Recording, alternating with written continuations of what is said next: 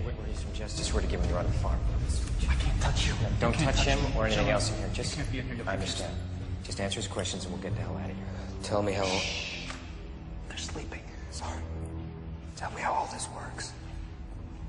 The photon milk acts as both a nutrient supply and a liquid conductor. It enhances the images that each of them receive. We call the female Agatha. The twins are Arthur and Dashiell. We scan by way of optical tomography. White light pinpoints pulse along the entire length of the headgear and are reread after absorption through their brain tissue. In other words, we see what they see.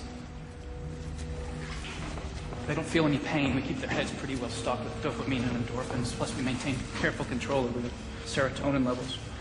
Don't want them to drift off into too deep a sleep. They can't be kept too awake either. It's better if you don't think of them as human. No, they're much more than that. Science has stolen most of our miracles. In a way, they give us hope. Hope of the existence of the divine. I find it interesting that some people have begun to deify the precogs. Precogs are pattern recognition filters, that's all. Yet you call this room the temple. Just a nickname. The oracle isn't where the power is anyway. Power's always been with the priests, even if they had to invent the oracle. Well, you guys are nodding like you actually know what the hell he's talking about. Well, come on, Chief. The way we work, changing destiny and all, I mean, we're more like clergy than cops. Jad? Yeah.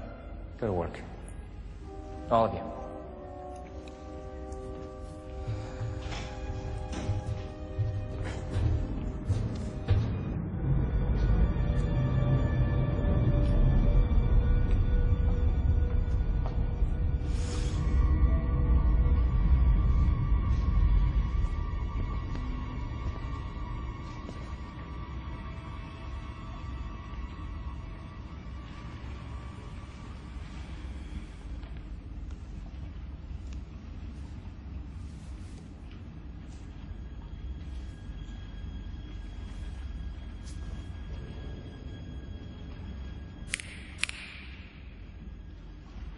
Wally.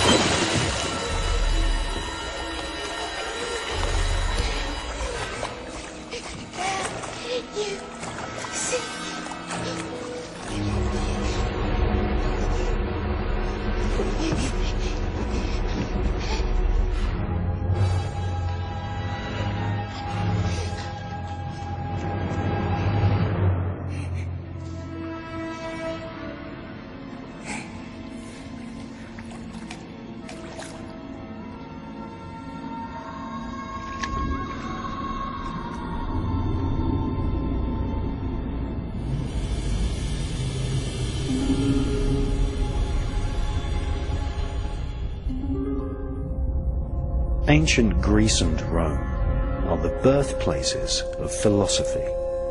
The greatest classical philosophers, such as Aristotle, Plato, and Socrates, divined information from spirits. Divination was an important part of classical life and was practiced on a daily basis.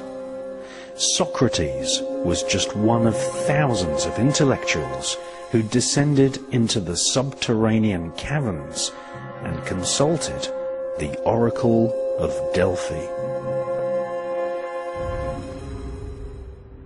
The classical world practiced many forms of divination, such as divination by lightning and thunderbolts, by the flights of birds, known as augury, by the chance words uttered by mad people, called Kledonism, and one of the most popular forms of divination was performed by examining the shape, color, and texture of the vital organs of freshly sacrificed animals and people.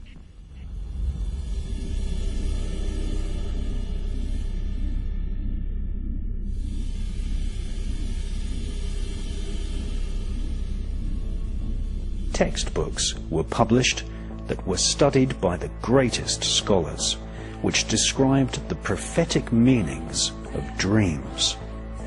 It was widely understood that the spirits of one's family and the spirits of the star gods would speak to you using a symbolic visual language in your dreams. An ancient book of dream prophecies written by Artemidorus inspired many of the great works of philosophy. Soothsayers, prophets, and magicians would also foretell future events from reading omens, such as the birth of two-headed calves and other genetic deformities in animals. To this day, North American shamans read good and bad omens into the birth of white bull calves.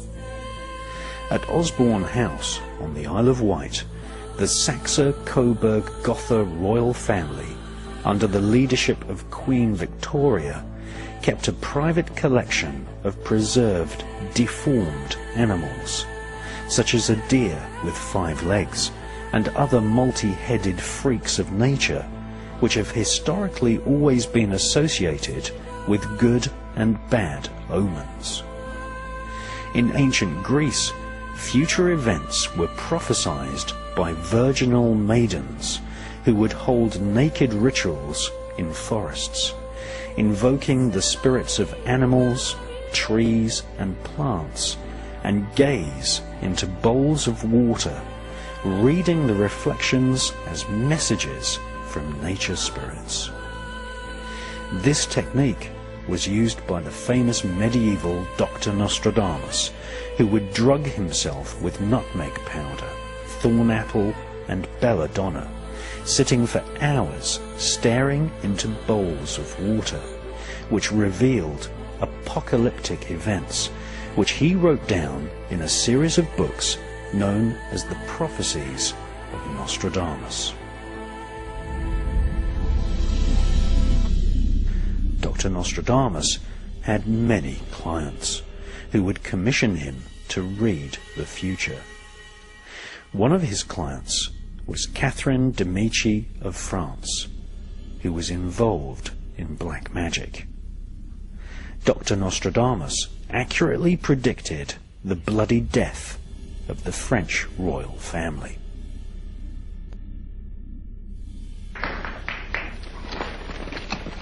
Children, this is the famous Dr. de Nostradam, about whom I've told you so much. Monsieur, this is my eldest son, Francois, the future king of France. You are welcome, monsieur. May I introduce my wife, Mary, Queen of Scotland. I'm very honored that you should receive me. This is my eldest daughter, Elizabeth. Henry. Duc d'Alençon. Charles. Claude.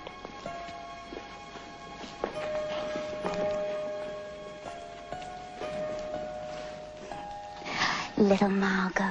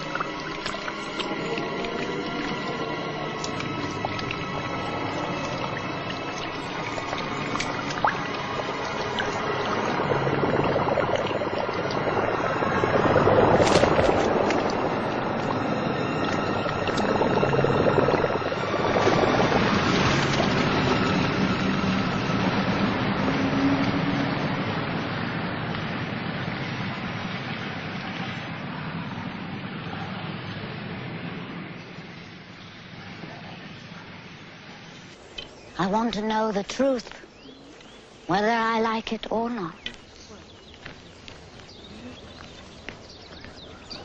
Each of your sons will be king of France, but you will outlive them all.